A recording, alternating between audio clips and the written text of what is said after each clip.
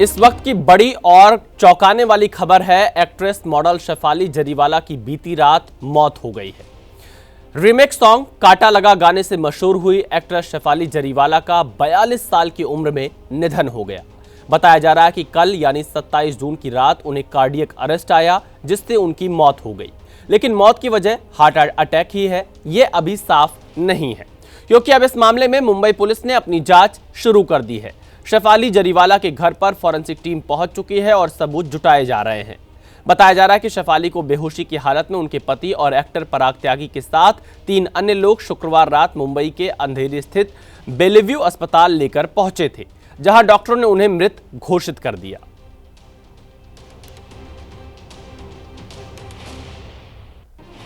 तो शेफाली की मौत हुई है हार्ट अटैक से। मौत या वजह कुछ और, इस मामले की जांच चल रही है। 42 साल की उम्र में शेफाली की मौत हुई है। कई तरह के सवाल खड़े हो रहे हैं। हालांकि हार्ट अटैक मौत की वजह बताई जा रही है, लेकिन कई लोग कुछ और भी सवाल इस पर खड़े कर रहे हैं, जो कि जांच का विषय है। फिलहाल ये बहुत दुखद खबर है कि शेफाली की महज 42 साल की उम्र में मौत हो गई। जो जानकारी दी गई उसके मुताबिक हार्ट अटैक है, लेकिन क्या वजह कुछ और है, इस मामले की जांच चल रही है। फॉरेंसिक टीम शेफाली के घर पहुंची है और फिलहाल यहां पर खबर ये आ रही कि इस मामले में हर एक एंगल से जांच की जा रही है।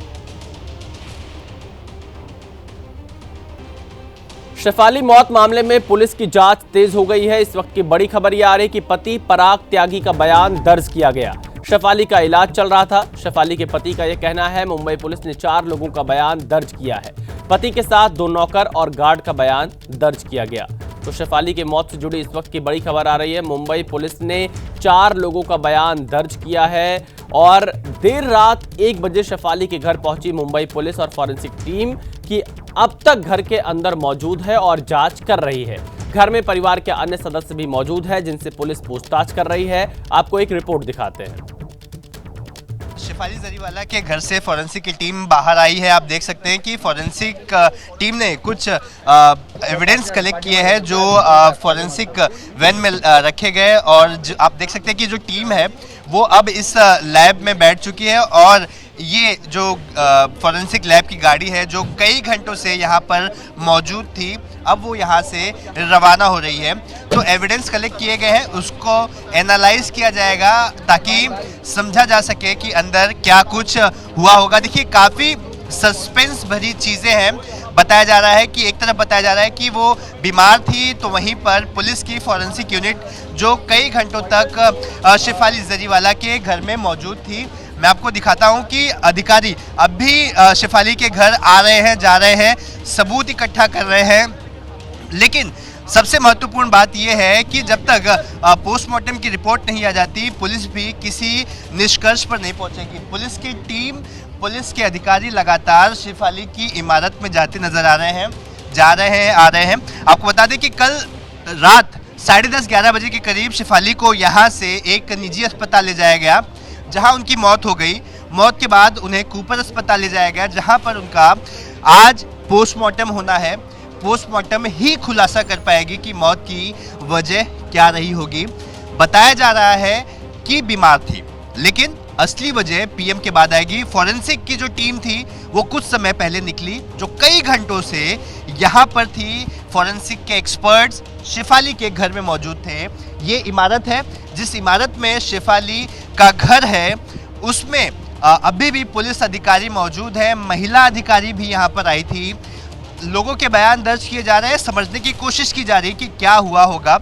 अगर तबीयत खराब थी तो वो मेडिकल की रिपोर्ट क्या थी, उनका मेडिकल हिस्ट्री क्या था, तमाम तरह के जो दस्तावेज हैं पुलिस ने अपने पास लिए हैं।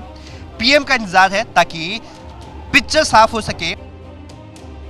तो मैं 10:15 या 10:30 बजे का टाइम था जब वो गाड़ी निकली है मेरे गेट से। लेकिन मैं तो गेट का मालिक हूँ भाई, मैं तो गेट से कहीं जाता नहीं। कोई गाड़ी आया तो गेट खोल दिया, कोई बाहर आया तब गेट खोल दिया। हाँ, कोई बाहरी गाड़ी आती तो उसमें 2 मिनट रोक भी लेता हूँ, लेकिन अपने बिल्डिंग की गाड़ी को मैं रोकता नहीं कभी। जैसे वो गाड़ी आई मैंने गेट खोल दिया। शेफाली अंदर में कौन था, शेफाली था या क्या था अंदर में, उसका काला शीशा है, मैं देख नहीं पाया क्योंकि गाड़ी स्पीड में था। अच्छा, काफी रफ्तार में था। हाँ, गाड़ी जैसे कोई इमरजेंसी में निकलते हैं वैसे गाड़ी निकला था। शेफाली जी को आपने आखिरी बार कब देखा था? मैं परसों देखा था। क्या कर रहे थे वहाँ पे? कब तक किस हालत में आपने देखा था? परसों देखा था भाई, घूमने के निकले थे। कहाँ पे? हमारे बगल में गाड़ी 2-3 गाड़ी है लगा हुआ, उसके बगल में दोनों थे, लेकिन मियाँ बीवी दोनों थे, दोनों साथ में कुत्ता भी था। तो देखा दोनों मियाँ बीवी घूम रहे थे, लेकिन फिर घूम घाम कर लोग अपना अपना चले गए। अब मुझे तो ये भी कन्फर्म नहीं है कि मर कब गया। मुझे तो वो दिखाया है कोई कि देखो ये डेट कर गया सर। वो बोल रहे थे कि मैं उसका दोस्त हूँ, थोड़ा सा उसको जानकारी दो। तो मैं बोला भाई मुझे तो कोई कन्फर्म नहीं है इस चीज़ का। मुझे शेफाली की मौत के बाद फिल्म जगत में शोक की लहर है। फिल्म निर्माता अशोक पंडित ने भी दुख जाहिर किया है। मैं डायरेक्टर एसोसिएशन की तरफ से, फेडरेशन की तरफ से और इम्पा की तरफ से कंडोलेंसेस पे करता हूँ इनके फैमिली को, उनके हस्बैंड को। बहुत ही ट्रैजिक है ये कि इतनी कम उम्र में आपका हार्ट अटैक हो जाना, कार्डियक अरेस्ट हो जाना और आपका निधन हो जाना हमारी इंडस्ट्री के लिए बहुत बड़ा लॉस है। तो शेफाली की मौत की असल वजह क्या है, पोस्टमार्टम रिपोर्ट में इस बात का खुलासा होगा। हमारे साथ नुपुर मेहता जुड़ रही हैं, अभिनेत्री हैं, और डॉक्टर अंशुमान कुमार वरिष्ठ चिकित्सक हैं, इस वक्त हमारे साथ जुड़ रहे हैं। सबसे पहले अंशुमान कुमार जी, क्या हुआ होगा? 42 साल की उम्र, जो प्राथमिक जानकारी आ रही है उसके मुताबिक हार्ट अटैक की वजह से ये मौत हुई। हालांकि पोस्टमार्टम रिपोर्ट में खुलासा होगा कि असल वजह क्या है, लेकिन 42 साल की उम्र में इतनी फिट और तमाम तरह की जो दिनचर्या होगी वो भी बहुत सही दिनचर्या का पालन किया जाता होगा। लेकिन अगर हार्ट अटैक को माना जाए तो क्या 42 साल की उम्र में हार्ट अटैक आना कोई ये इस घटनाक्रम को आप कैसे देख रहे हैं?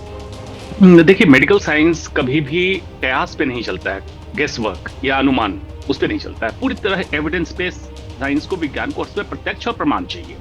जो आप दिखा रहे थे कि वहां से एविडेंसेस कलेक्ट किए गए, obviously postmortem report. Heart attack 42 साल में फिट व्यक्ति को होना थोड़ा सा अचंभा लगता है, ये डाइजेस्ट करना थोड़ा मुश्किल होता है, लेकिन मेडिकल साइंस हर समय हर चीजों को देखता है। सडन डेथ, अल्टीमेटली तो हार्ट को रुकना ही है डेथ डिक्लेयर करने के लिए, लेकिन सडन डेथ के बहुत सारे रीजंस हैं, जिसमें एक रीजन हार्ट, और इंडिया में कॉमन है कि किसी की मौत हो जाए तो हार्ट अटैक बोल दो। इवन इफ पॉइजनिंग हो, इलेक्ट्रिक शॉक लगे, थंडर स्टॉर्म हो, कुछ भी हो तो कहते हैं हार्ट अटैक। हार्ट अटैक ऐसा नहीं होता है। हार्ट को रुकना एक अलग बात है। हार्ट अटैक एक पॉसिबिलिटी हो सकती है, और इन जनरल जो हम लोग चेक करते हैं, पॉइजनिंग, कोई वायरल इन्फेक्शन या कोई ऐसा इन्फेक्शन जो सडन डेथ करा सकता है, ड्रॉनिंग बहुत सारे होता है, ड्रग इंटॉक्सिकेशन मतलब कोई दवा, कोई इंटॉक्सिकेटेड एलिमेंट से, अल्कोहल, इन सब चीजों से भी सडन डेथ होता है। इसलिए जब तक एविडेंस ना मिले उसको हार्ट अटैक ही डिक्लेयर कर देना उचित नहीं होगा। लेकिन कह सकते हैं कि हार्ट अटैक क्या यंग में नहीं होता है? बिल्कुल होने लगा और कॉमन हो गया, specially after Covid. Heart attack in young बहुत कॉमन है। तो देखिए, डॉक्टर अंशुमान जी बता रहे हैं कि मेडिकल साइंस सबूतों पर काम करता है, जो रिपोर्ट्स आएंगी उसके मुताबिक कोई निष्कर्ष निकलेगा। लेकिन एक बड़ी बात डॉक्टर अंशुमान कुमार कह रहे हैं कि 42 साल की उम्र में किसी फिट व्यक्ति को हार्ट अटैक आना ये कोई आम बात नहीं है, इसे डाइजेस्ट करना आसान नहीं होगा, रिपोर्ट का इंतजार करना होगा। डॉक्टर अंशुमान, लेकिन अभी तो जो जानकारी दी गई, जो प्राथमिक जानकारी परिवार की तरफ से आई, मुंबई पुलिस तो अभी फिलहाल अब पोस्टमार्टम रिपोर्ट का इंतजार कर रही है, उसके बाद अपनी बात सामने रखेगी। लेकिन परिवार का अगर हम देखें, जो जानकारी सामने आई उसे हार्ट अटैक ही बताया जा रहा है। तो क्या आप जिस तरह से पोस्ट कोविड की बात कर रहे हैं, कुछ घटनाएं हमने भी देखी हैं कि यंग एज पर लोग, कोई बारात में जा रहा है, कोई डांस कर रहा है, हार्ट अटैक से उसकी मौत हो जा रही है। लेकिन इस केस में आपको क्या लगता है, क्योंकि ये कोई ऐसी चीज नहीं रही होगी जिससे ये फॉलो ना करती हो शेफाली? बिल्कुल ठीक बात है। देखिए, जो हम लोग जिनको सेलिब्रिटी समझते हैं एक्चुअली बहुत स्ट्रेस में हैं। उनकी लाइफस्टाइल आप सिर्फ देखते हैं फिट है, मतलब फिजिकल फिटनेस है, मेंटल हेल्थ उनका क्या है, रात में कितना जगते हैं ये लोग, अंदाजा कीजिए। और जब ऐसी चीजें होती है, सर्कैडियन रिदम डिस्टर्बेंस हम बोलते हैं, कि जो रात में व्यक्ति जगता हो, दिन में सोता हो, खाने में processed, ultra processed packed food खाते हो, इनके अंदर क्रोनिक इन्फ्लेमेशन ज्यादा होता है। फिजिकली तो फिट लगेंगे, लेकिन क्रोनिक इन्फ्लेमेशन होता है जो हार्ट अटैक के लिए रिस्पॉन्सिबल है और बहुत सारी बीमारियों के रिस्पॉन्सिबल है। इसलिए उसको रूल आउट कर देना बिना एविडेंस के, लेकिन हाँ, उसमें इस व्यक्ति को और सारी चीजें दिखेगी, डॉक्टर के पास बार बार जाएगा, कुछ और तकलीफें होगी, एरिथमिया मतलब हार्ट के रिदम का डिस्टर्बेंसेज डॉक्टर को अप्रोच करेंगे, मुझे पैल्पिटेशन होता है, नींद की डिस्टर्बेंस है, रात को स्लीपिंग पिल्स लेना पड़ता है, बहुत सारी चीजें होंगी। तो दोनों पहलू हमें पूरी तरह से रखना चाहिए, उसके सबूतों का इंतजार करना चाहिए और जो एविडेंस के तौर पे मिलेगा उसी को मानना चाहिए। कयास लगाना उचित नहीं होगा। दिल्ली के शाहदरा इलाके में गीता कॉलोनी के पास रानी गार्डन में उस वक्त सनसनी फैल गई जब वहां 19 साल के युवक यश की सरेआम हत्या कर दी गई। यश की चाकू घोंपकर हत्या कर दी गई। दिल्ली पुलिस ने शुरुआती जांच में हमलावरों की पहचान की है, जिसके बाद अमान, रेहान और लक्की को दिल्ली पुलिस ने गिरफ्तार कर लिया।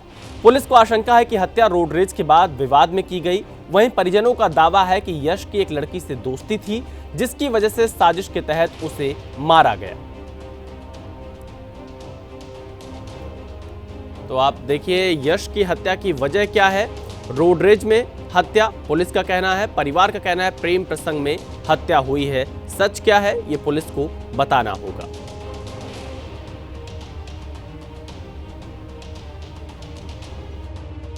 दिल्ली के शाहदरा में 19 वर्षीय यश की चाकू घोंपकर हत्या कर दी जाती है और रोड रेज के चलते ये हत्या हुई है, ऐसी जानकारी पुलिस की तरफ से दी गई है। आपको हम फिलहाल तस्वीरें उस जगह की दिखाएंगे जहां पर ये पूरी घटना जो है वो हुई। मेरे ठीक पीछे आप यहां पर देख पाएंगे दिल्ली पुलिस का बैरिकेड और पुलिस स्टेशन गीता कॉलोनी, ये आपको यहां पर बैरिकेड के ऊपर नज़र आएगा। और उसके साथ साथ जो खून के धब्बे, खून के निशान जो हैं, जब ये चाकू घोंपकर हत्या की गई तो उसके बाद जो खून बहा उसकी साफ तौर से यहाँ पर तस्वीर जो है वो आपको नज़र आएगी और पूरा जो घेरा है पुलिस की तरफ से वो भी बना दिया गया है। और इसके साथ साथ अगर बात करें तो यहाँ से तकरीबन 200 से 300 मीटर दूसरी तरफ हम आपको अगर तस्वीर दिखाएं तो जो रोड रेज है उसकी शुरुआत वहाँ पर हुई थी। हल्की सी टक्कर जो है वो स्कूटी की दूसरे व्यक्ति पर लगती है और जिसके बाद ये पूरी घटना जो है वो होती है। हालांकि जब हमने यश के परिवार वालों से बातचीत की तो उनका कहना है कि इसमें और भी संख्या में जो लोग हैं वो इसमें शामिल हैं और एक पूरी तरह से साजिश के तहत ये जो पूरी घटना है इसे अंजाम दिया गया है। और अगर आपको बात करें तो ये जो रोड है, इस रोड को रानी गार्डन पुस्ता रोड के नाम से जाना जाता है। तकरीबन शाम के 8 से 8:30 बजे के बीच ये पूरी यहाँ पर घटना हुई और इस दौरान अगर बात करें तो आसपास के जो लोग हैं, चूँकि चलती फिरती ये रोड है, लेकिन कोई भी व्यक्ति जब ये पूरी घटना हुई तो उस दौरान यश को बचाने के लिए कोई भी नहीं आया। यश के साथ जो उनका भाई मौजूद था वो उन्हें आनन फानन में हॉस्पिटल लेकर गया, लेकिन तब तक यश ने दम तोड़ दिया था। यश की हत्या मामले में पुलिस का कहना है कि रोड रेज की वजह है, लेकिन परिजनों का दावा कुछ और ही है। पुलिस को आशंका है कि रोड रेज में हत्या की गई, जबकि परिजनों का दावा है कि प्रेम प्रसंग में हत्या की साजिश रची गई। पुलिस का कहना है कि स्कूटी छूने के बाद विवाद हुआ। परिजनों का दावा है कि यश की दोस्ती एक लड़की से थी। वहीं पुलिस कह रही है कि रोड रेज के बाद चाकू मारा गया, जबकि परिजन कह रहे हैं कि जिस लड़की से यश की दोस्ती थी वो दूसरे समुदाय से थी। यश कब घर से गया था? मैं तो उस टाइम पर जॉब पर थी। मेरे पास मेरी भतीजी का फ़ोन आया था तो मैं वहाँ से ऑन द स्पॉट वहाँ से निकली एकदम से, पर मुझे पता चला कि मेरे यश को किसी ने चाकू मार दिया है। पर इसके पीछे मेरे को पूरी सी प्लानिंग लगती है कि मेरे यश को मारा गया है, जिसमें 4 लड़के इन्वॉल्व थे। 3 का नाम मुझे पता है, जिसमें एक लक्की नाम का था जो गोरा है, एक लड़के का नाम रिहान है जो कि नाबालिग है और एक का नाम अमन है। और रिहान ने मेरे यश को चाकू मारा है जो कि नाबालिग है, पर वो ऐसे काम 5 बारी मर्डर कर चुका है। हर बारी 4 महीने के लिए जेल में बंद होता है पर वो छूट जाता है। पर मैं ये नहीं चाहती कि वो अब की बारी छूटे। उसने मेरे निर्दोष बच्चे को मारा है, वो भी साजिश के तहत मारा गया। मेरा बच्चा साजिश के तहत मारा गया है। किस तरह की साजिश, किस तरह की आप बात कर? क्योंकि मेरा ये किसी लड़की के थोड़ा सा प्यार में था। उस लड़की को लक्की ने, ये मंदिर के पास की जगह है जहाँ अंबेडकर पार्क के पास, वहाँ पर लड़के की फैक्ट्री थी उसकी, दूसरे लड़के की। वो जो लड़की गुल्लो थी उसने लक्की के साथ वो उस फैक्ट्री में थी। मेरा यश आया, ईद वाले दिन की बात है, ईद वाले दिन मेरे यश ने फैक्ट्री में उसमें गया, क्योंकि उसके यार दोस्त वहाँ रहते थे वो, और मैं भी वहीं पर रहती थी। मेरा यश वहाँ पर गया, उसको टॉयलेट आया, उसने टॉयलेट का दरवाज़ा खोला तो अंदर उस लड़की को पाया और उस लड़के को पाया जिसका नाम लक्की है। और उसकी बहनों ने मेरे घर पर आके यहाँ पर धमकी दी कि मैं तुम्हारे लड़के को मरवा दूंगी, और मेरे लड़के को मरवा दिया। मुझे तो इंसाफ चाहिए, मेरा निर्दोष बच्चा मारा गया है। चीजें कब हुई थी, किस दिन पे हुई थी? ये कल की बात है, 8 से 8:30 बजे तक के बीच की बात है। मेरे को एग्जैक्ट टाइम नहीं पता क्योंकि मैं जॉब पर थी, पर मैं चाहती मेरे बच्चे को इंसाफ चाहिए। वो नाबालिग बच्चा बचना नहीं चाहिए। वो 5 मर्डर कर चुका है रे भाई, 5 मर्डर कर चुका है। ऐसे कब तक किस किस लोगों का करेगा? वो बच्चा कह के छूट जाएगा, लेकिन सबकी माँ के बच्चों को मारेगा वो। ईद के समय धमकी दी गई तो आपने किसी से शिकायत की पुलिस के समय? ईद के टाइम तो मेरे यश ने उसको दूसरी लड़के के साथ देखा था। उसके बाद वो घर पर यहाँ पर आई, उससे पैसे मांगती थी, और ये सारी बात उसके पूरे परिवार वालों को पता थी, पूरे परिवार वालों को पता थी। और लड़की मेरे लड़के से प्यार करती थी, कहती थी मैं तेरे से शादी कर लूँगी, पर उसके परिवार वाले नहीं माने। उसके परिवार वालों ने मेरे यहाँ पर आके धमकी दी मेरे हस्बैंड के घर पर कि तुम्हारे लड़के को मरवा देंगे, और मेरे लड़के को मरवा दिया। लड़की के परिवार वाले कहाँ रहते? लड़की का नाम? लड़की का नाम गुल्लो है। तो आपने मृतक यश की मां को सुना, बहुत दुखी हैं, रो रही हैं, रो रो कर बुरा हाल है। बहुत से आरोप यहां पर वो लगा रही हैं। हमारे साथ हमारे संवाददाता दिव्यांकर तिवारी हमारे साथ जुड़ चुके हैं। दिव्यांकर, पुलिस कह रही है कि रोड रेस में यह हत्या की गई है, लेकिन आपने यश की मां से बात की, वो बता रही कि एक लड़की से दोस्ती थी, धमकी भी दी गई थी इससे पहले। क्या दिल्ली पुलिस इस एंगल से जांच कर रही है? क्या उस परिवार से भी पूछताछ करेगी दिल्ली पुलिस? विशाल, आपको अभी बताना चाहूँगा कि अभी शुरुआती तौर पर सिर्फ पुलिस की तरफ से इसे रोड रेज का मामला जो है वो बताया जा रहा है, और हालांकि परिवार का दावा है कि पूरी तरह से साजिश है, इसमें और भी एंगल हैं और इसके तहत भी जांच जो है वो की जानी चाहिए। पुलिस से जब हमने बातचीत इस पर करने की कोशिश की तो उनका कहना है कि अभी शुरुआती तौर पर उन्हें यही जानकारी मिली है और अभी पड़ताल लगातार दिल्ली पुलिस की तरफ से की जा रही है। तमाम दूसरी टीमें हैं वो भी इस पूरे मामले में पड़ताल करने में जुटी हुई हैं, लेकिन अभी शुरुआती तौर पर सिर्फ इसे रोड रेज का मामला जो है वही बताया जा रहा है। तकरीबन 8:30 बजे के आसपास ये जो पूरी घटना है वो हुई है और पुलिस के पास इसकी सूचना तकरीबन 10 बजे के आसपास उन्हें मिलती है कि यहाँ से, जहाँ पर हमारी मौजूदगी है, हम फिलहाल अभी यश के मृतक यश है जो उसके घर के बाहर मौजूद है, यहाँ से तकरीबन 500 से 700 मीटर की दूरी पर इस पूरी वारदात को जो है वो अंजाम दिया गया। और इससे पहले तकरीबन 300 से 400 मीटर तक जो यश का पीछा है, यश और जो यश के साथ उसके ताऊ का लड़का अमन जो स्कूटी से जा रहे थे, और उस दौरान दूसरी तरफ से अमन और इसके साथ साथ जो 2 लड़के और बैठे हुए थे, उन दोनों के बीच जो टक्कर है स्कूटी की वो होती है। और इस जो पुलिस की तरफ से जानकारी मिली, इसके बाद जो विवाद है वो बढ़ जाता है और इस दौरान जो ये वारदात है, ये हत्या है, इसको अंजाम दिया जाता है। तो अभी शुरुआती तौर पर सिर्फ पुलिस की तरफ से यही जानकारी दी जा रही है कि रोड रेज के चलते मामूली जो शुरू में विवाद हुआ, उसके बाद इस पूरी घटना को अंजाम दिया गया। हालांकि वहीं अगर बात करें तो दूसरी तरफ जो जहां पर हमारी मौजूदगी है, मेरे ठीक पीछे आपको हम तस्वीरें भी दिखा देते हैं कि अभी यश का जो ये घर है, इसके बाहर काफ़ी जो माहौल है वो गमगीन बना हुआ है। परिवार के सदस्य तमाम जो हैं वो बैठे हुए हैं। जो भाई है वो यहाँ पर आपको तस्वीरों में नज़र आएगा, उनके यश के जो पिता हैं वो आपको बैठे हुए नज़र आएंगे और इसके साथ साथ यश की जो माँ है वो भी यहाँ पर बैठी हुई नज़र आएंगी। और उनकी तरफ से बड़ा आरोप ये लगाया गया है कि कहीं ना कहीं ये जो पूरी घटना हुई, इसमें तमाम जो दूसरे पहलू हैं उसके तहत इस पूरी घटना को अंजाम दिया गया और कहीं ना कहीं ये जो पूरी घटना है वो साजिश के तहत हुई और इस पर भी जो पड़ताल है वो की जानी चाहिए। पुलिस इस मामले में क्या कुछ अगला कदम उठाएगी, क्या इस पहलुओं पर भी जो परिवार के सदस्यों द्वारा जो आरोप लगाए गए हैं इस पर भी जांच करेगी, ये भी देखने वाली बात होगी। जी विशाल। तो देखिए, दिव्यांकर पूरी जानकारी दे रहे हैं कि इस मामले में दिल्ली पुलिस किस किस एंगल से जांच कर सकती है। बहुत शुक्रिया दिव्यांकर पूरी जानकारी देने के लिए। वहीं स्थानीय बीजेपी विधायक अनिल गोयल ने इस मामले में पूरी जांच की बात कही है। कल ये मर्डर हुआ, रात में ये तीनों अपराधी पकड़े गए हैं और इसके साथ इनका और नेक्सस भी है ऐसा लगता है। और ये कारण क्या कारण रहे, कोई एक उनकी मदर के, लड़के की मदर के अनुसार कि कोई लड़की का भी एंगल है, वो सारे हर एंगल से अब पुलिस भी जांच करेगी। अगर हम यहाँ पर सांत्वना देने मैं आया हूँ अपनी तरफ से और अपनी माननीय मुख्यमंत्री जी की तरफ से भी, और ये अगर चाहेंगे कि सीबीआई जांच हो और इसमें अगर प्रोग्रेस नहीं मिल रही तो ज़रूर वो बात भी मैं ज़रूर आगे रखूँगा अपनी माननीय मुख्यमंत्री जी को। दिल्ली में जहाँ तक लॉ एंड ऑर्डर की बात है, अब अपराधी जो पुरानी लिगेसी है ना, पुराने अपराधी हैं, 5 मर्डर कर चुके तो आज के बात नहीं है, पुरानी लिगेसी है, उसको तोड़ना, उसके पीछे के नेक्सस को तोड़ना है, ये हमारा दिल्ली सरकार का काम है।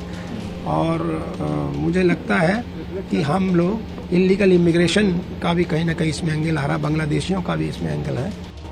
आगे बढ़ते हैं। देश के ज्यादातर राज्य भयंकर जल प्रहार से कराह रहे हैं, चाहे उत्तर भारत हो या दक्षिण भारत, पूर्वी भारत हो या पश्चिमी भारत, पहाड़ से लेकर मैदान तक पानी के प्रहार से परेशान है। और ये तस्वीरें देखिए, ये तस्वीरें गवाही दे रही हैं कि कैसे आसमान से आफत बरस रही है और ये आफत मानसून की शुरुआत में दिखाई दे रही है। जब जरा ये आप सोचिए कि आगे क्या होगा, क्योंकि मानसून का पूरा सीजन अभी बाकी है। पहाड़ों पर लगातार बारिश हो रही है, जिसकी वजह से कई जगहों पर लैंडस्लाइड होने की वजह से आवाजाही पर ब्रेक लग गया है। तो बादल फटने की घटनाओं में लापता लोगों की तलाश अभी भी जारी है। बारिश से भले ही मैदानों पर गर्मी कम कर दी हो, लेकिन यही बारिश आफत बनकर टूट रही है। मानसून के मौसम में देश के पहाड़ से मैदान तक पानी की विनाश लीला देखने को मिल रही है। अब आपको तस्वीरें दिखाते हैं राजस्थान की, मध्य प्रदेश की, कर्नाटक की, इसके अलावा हिमाचल प्रदेश, उत्तराखंड और जम्मू कश्मीर की तस्वीरें देखिए। कई राज्यों में आज भी भारी बारिश का अलर्ट है, जिससे जनजीवन अस्त व्यस्त रहने का खतरा बना हुआ है। उत्तराखंड के धारचूला में चट्टान खिसकने के बाद आदि कैलाश जाने वाला रास्ता बंद हो गया। आदि कैलाश यात्रा के लिए जा रहे श्रद्धालुओं के साथ ही दर्शन कर वापस लौट रहे श्रद्धालु भी मार्ग बंद होने से जाम में फंसे हुए हैं। देर रात हुई मूसलाधार बारिश के बाद से ही धारचूला लिपुलेख राष्ट्रीय राजमार्ग बंद हो गया। रास्ता खोलने की कोशिश की जा रही है। तो आप ये देखिए कि कैसे लैंडस्लाइड की वजह से आदि कैलाश का रास्ता बंद हो गया है, लोग जाम में फंसे हुए हैं, रास्ता खोलने की कोशिश की जा रही है। बारिश के बाद से धारचूला लिपुलेख राष्ट्रीय राजमार्ग बंद है। लैंडस्लाइड की आप ये तस्वीरें देखिए, मेन राजमार्ग की तस्वीरें हैं। लैंडस्लाइड हुई जिसके बाद आदि कैलाश जाने वाला रास्ता बंद हो गया है। और ये तस्वीरें आप उत्तराखंड के धारचूला से देख रहे हैं, जहां पर चट्टान खिसकने के बाद आदि कैलाश जाने वाला रास्ता बंद हो गया। आदि कैलाश यात्रा के लिए जा रहे श्रद्धालुओं के साथ ही दर्शन कर वापस लौट रहे श्रद्धालु भी मार्ग बंद होने से जाम में फंसे हुए हैं। देर रात हुई मूसलाधार बारिश के बाद से ही धारचूला लिपुलेख राष्ट्रीय राजमार्ग बंद हो गया है। रास्ता खोलने की कोशिश की जा रही है। ये तस्वीरें आप धारचूला राष्ट्रीय राजमार्ग से देख रहे हैं। आदि कैलाश जाने वाला रास्ता बंद है, लौटने वाले लोग भी जाम में फंसे हुए हैं।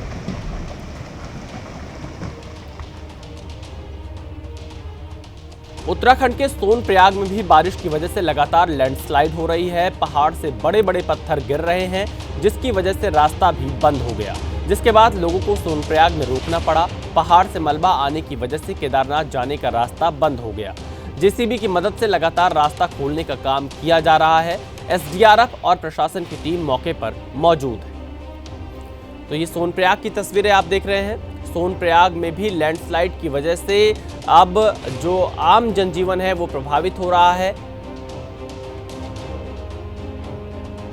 लगातार बारिश हो रही है, बारिश कभी कभी बहुत तेज हो जाती है और जिसके बाद पहाड़ों में लैंडस्लाइड की घटनाएं भी बढ़ती नजर आ रही हैं। इस वक्त सोनप्रयाग में हम लोग मौजूद हैं और सोनप्रयाग वो जगह जहां से गौरीकुंड तक केदारनाथ जाने वाले यात्री पहुंचते हैं और वहां से पैदल यात्रा शुरू होती है। लेकिन तस्वीर इस वक्त की ये है कि रात भर बारिश हुई, अभी भी बारिश हो रही है और उसके बाद बड़े बड़े पत्थर जो हैं ऊपर पहाड़ों से टूटकर नीचे सड़क पर आ गिरे हैं, जिसकी वजह से जो शटल सर्विस है, यानी कि जो गाड़ियां तमाम यात्रियों को गौरीकुंड तक छोड़ती हैं, वो पूरी तरह से वो रास्ता बंद हो चुका है। इसलिए शटल सर्विस बंद है, लोगों को पैदल ही गौरीकुंड तक जाना पड़ेगा। लेकिन गौरीकुंड तक जाने का रास्ता भी पैदल यात्रियों के लिए बंद हो गया है। उसके पीछे की बड़ी वजह ये कि जो सामने आपको पहाड़ी नज़र आ रही है वो लगातार टूटकर नीचे गिर रही है।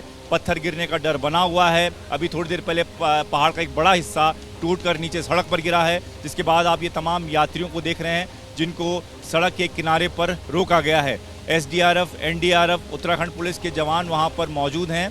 किसी को भी आगे बढ़ने की अनुमति अभी तक नहीं मिली है, क्योंकि अब आप ऊपर का हिस्सा देखें तो बारिश के बाद लगातार वो हिस्सा चटकता जा रहा है, बड़े बड़े पत्थर नीचे आ रहे हैं। कल भी यहाँ पर ये लैंडस्लाइड की घटना हुई थी और उसकी वजह से कुछ लोगों को चोटें भी आई थी, हल्की चोटें आई थी, लेकिन ऐसे में प्रशासन एहतियात बरतते हुए ही लोगों को आगे भेज रहा है, चाहे पैदल जाना हो या फिर शटल सर्विस के जरिए जाना हो। लेकिन इस वक्त की स्थिति ये है कि सोनप्रयाग और गौरीकुंड के बीच लगातार लैंडस्लाइड हो रहा है। आज सुबह बड़ी लैंडस्लाइड की घटना यहाँ पर हुई है। जो पहाड़ी आप देख रहे हैं, इस पहाड़ी का एक बड़ा हिस्सा नीचे गिर कर आया, जिसके बाद शटल सर्विस तो बंद हो ही गई, साथ ही जो पैदल यात्री हैं उनका रास्ता भी अब रोक दिया गया है। तो यानी एक तरीके से ये कह सकते हैं कि इस वक्त केदारनाथ धाम की जो यात्रा है उस पर फिलहाल के लिए रोक लगा दी गई है। और जिस तरीके से मौसम बना हुआ है, लगातार बारिश हो रही है, मौसम विभाग का अलर्ट भी है कि 30 तारीख तक इस पूरे इलाके में बारिश होगी। तो ऐसे में यात्रियों की मुश्किलें जो हैं लगातार बढ़ती जा रही हैं। अब बात कांटा लगा फेम गर्ल शेफाली जरीवाला की, जिनकी मौत मामले से जुड़ी बड़ी खबर इस वक्त सामने आ रही है। 5 से 6 साल से चल रहा था शेफाली का इलाज। इस वक्त एक ये बड़ी खबर आ रही है, एंटी एजिंग का इलाज करवा रही थी शेफाली। 2 दवाई भी ले रही थी शेफाली, डॉक्टरों का कहना है। हालांकि डॉक्टर ने दावा किया कि इस दवा का हार्ट अटैक से कोई संबंध नहीं है और ये दवाइयां स्किन फेयरनेस के लिए ली जाती हैं, जिसका असर स्किन पर ही होता है। साथ ही शेफाली के डॉक्टर ने बताया कि वो पूरी तरह फिट थी और कभी किसी बीमारी का जिक्र नहीं किया। तो इस वक्त ये बड़ी खबर आ रही है, शेफाली मौत से जुड़ी हुई एंटी एजिंग का इलाज करवा रही थी शेफाली।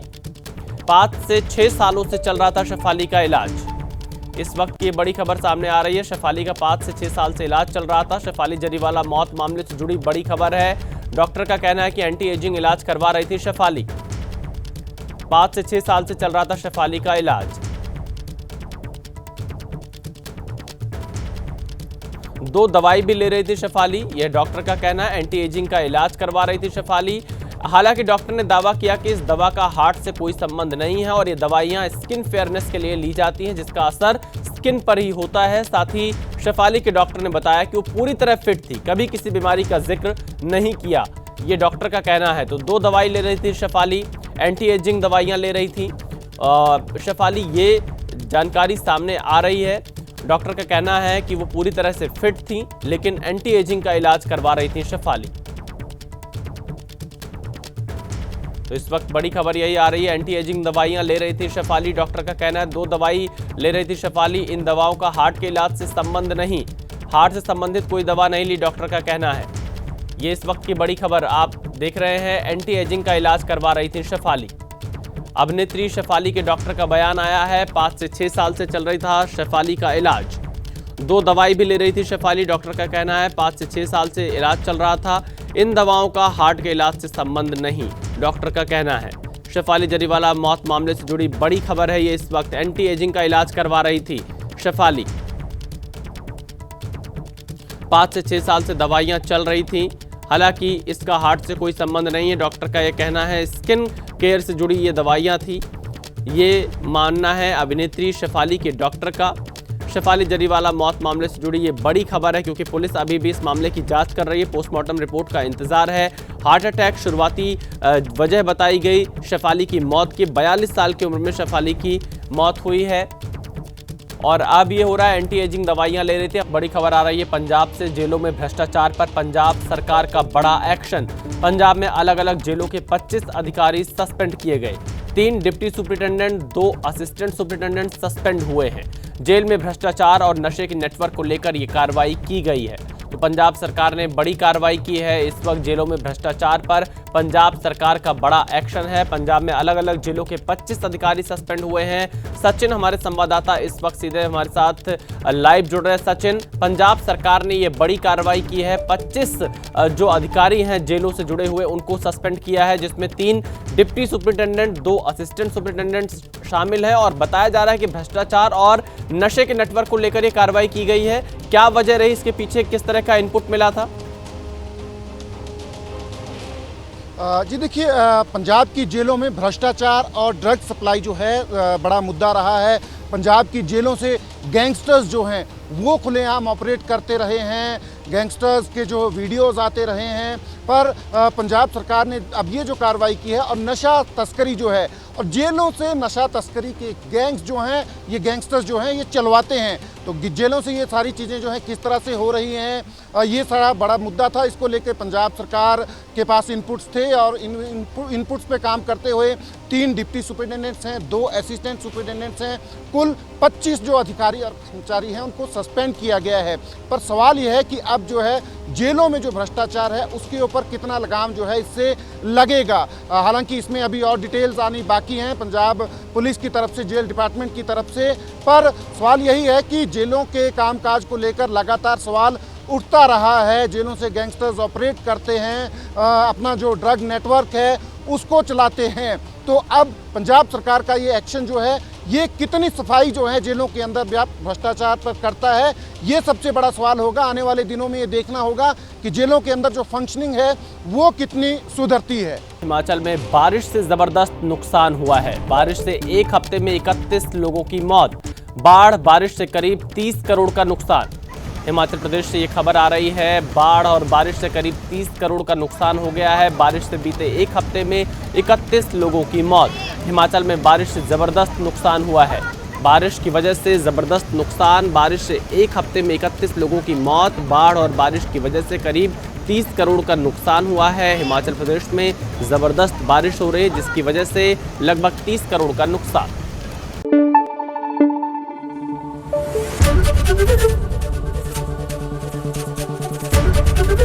एबीपी न्यूज आपको रखे आगे।